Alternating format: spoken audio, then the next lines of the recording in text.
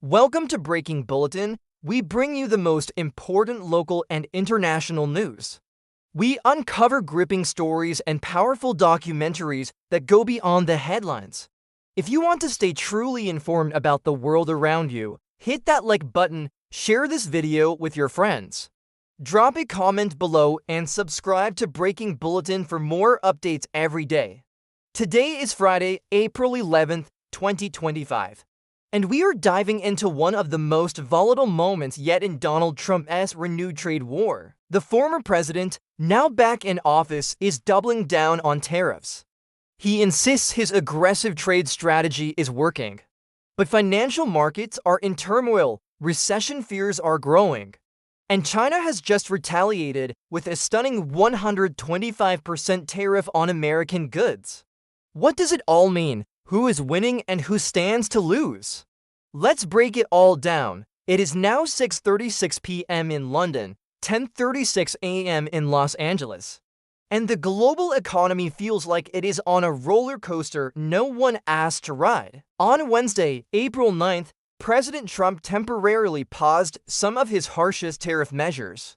This included a 90-day suspension of steep tariffs against the European Union, South Korea, and Taiwan. The move came after markets suffered a sharp decline. But while Trump pulled back in some areas, he simultaneously raised tariffs on Chinese imports from 100% to an extraordinary 145%. Beijing was quick to respond. China's finance ministry announced a new wave of tariffs raising duties on American goods to 125%, up from 84%. In a statement, Chinese officials described Trump's approach as, quote, economic bullying. The White House remained defiant. President Trump took to Truth Social, writing, quote, "We are doing really well on our tariff policy. Very exciting for America and the world." But excitement is not the word many Americans would use. Across the United States, consumer confidence is collapsing. Inflation expectations have jumped to levels not seen since the early 1980s. And Wall Street's top voices are raising red flags. BlackRock CEO Larry Fink warned Friday that the United States is either close to a recession or already in one. So is this truly a golden age as the Trump administration claims? Or are we watching the early stages of another economic crisis? To answer that, we need to rewind the tape. Donald Trump's tariff strategy did not begin in 2025. Back in 2018, his administration imposed 25% duties on steel and 10% on aluminum imports. Canada, one of America's top trading partners, responded with $16.6 billion in retaliatory tariffs. It was a fierce standoff that eventually gave way to the CUSMA deal in 2020. But Trump's return to office has brought back that same aggressive tone. Since January 20th, a new policy has taken effect. A flat 10% tariff now applies to all imports entering the United States. Additionally, there are extra duties on cars, steel, and aluminum from Canada and Mexico if they fall outside CUSMA. In the past week alone, tariffs on Chinese goods soared from 100% to 145%. Targeted goods include soybeans and consumer tech, core exports from the American heartland. Trump's reasoning?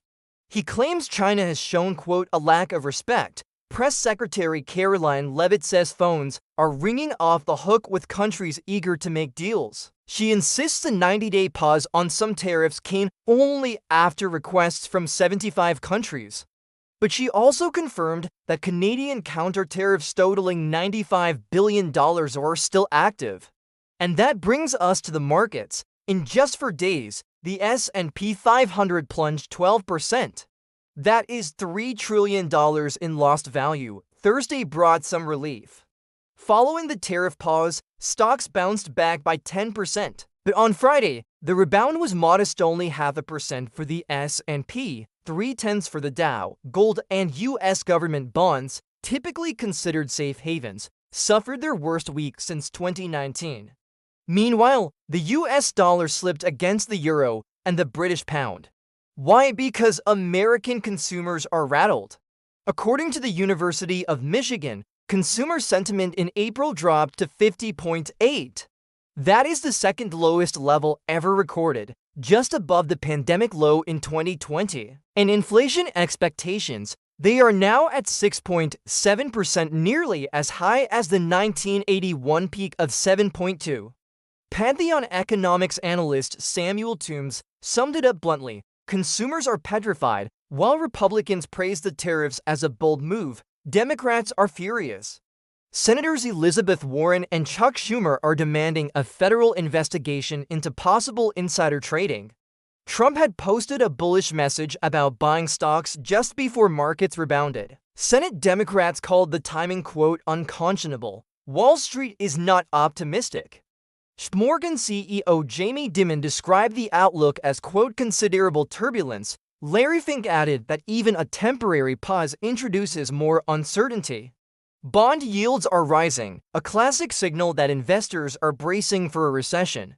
The US dollar, once the world's most trusted reserve currency, is showing signs of weakness, and the data is chilling. China's new 125% tariff hits $50 billion worth of American exports. Farmers are especially vulnerable. Soybeans and vehicles are now far more expensive in Chinese markets. Tesla pulled its US-built Model S and Model X listings from its Chinese site on Friday. Instead, Chinese buyers are being directed to Shanghai-made vehicles. The global fallout continues. Canada's 25% tariffs on US autos, steel, and aluminum remain in force. That is $35.6 billion in retaliation from Ottawa. The European Union and South Korea are breathing easier for now, with the 90-day tariff pause buying time until July 8th. But China is showing no signs of slowing down, and that spells trouble. The U.S. Chamber of Commerce estimates that if Canada escalates, the total damage to the U.S. economy could hit $467 billion. That is about $1,300 per American citizen. The economic alarm bells are deafening. Inflation is on the rise, recession warnings are flashing, and history is offering ominous reminders. The Smoot-Hawley tariffs of the 1930s helped trigger a global collapse in trade.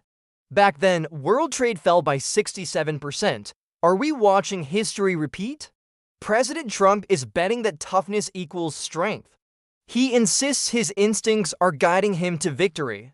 He calls it flexibility, but his critics say it is chaos masquerading as policy. China's aggressive response, Canada's defiance, and Wall Street's fears are all pushing against Trump's narrative. Congress is divided. Some Republicans stand with Trump, but others, like Representative Neal, are calling the tariff regime unconstitutional. Posts on social media are tracking every twist and turn. And there are many more ahead. The 90-day countdown has begun. By July 8th, the EU and South Korea will have to finalize their positions. Canada's own elections on April 28th could shift its stance. Energy exports could become a bargaining chip. And the SEC investigation into potential insider trading may explode into a scandal. The central question remains, is the United States heading toward a new golden age of fair trade? Or are we sliding into a global economic downturn that could rival the worst moments of the past? What do you think? Is Trump winning this war, or is the economy losing? Let us know in the comments. That is your deep dive from Breaking Bulletin. Like this video, share it with your friends, drop a comment with your thoughts, and subscribe to Breaking Bulletin for more of the real stories behind today's headlines. See you next time.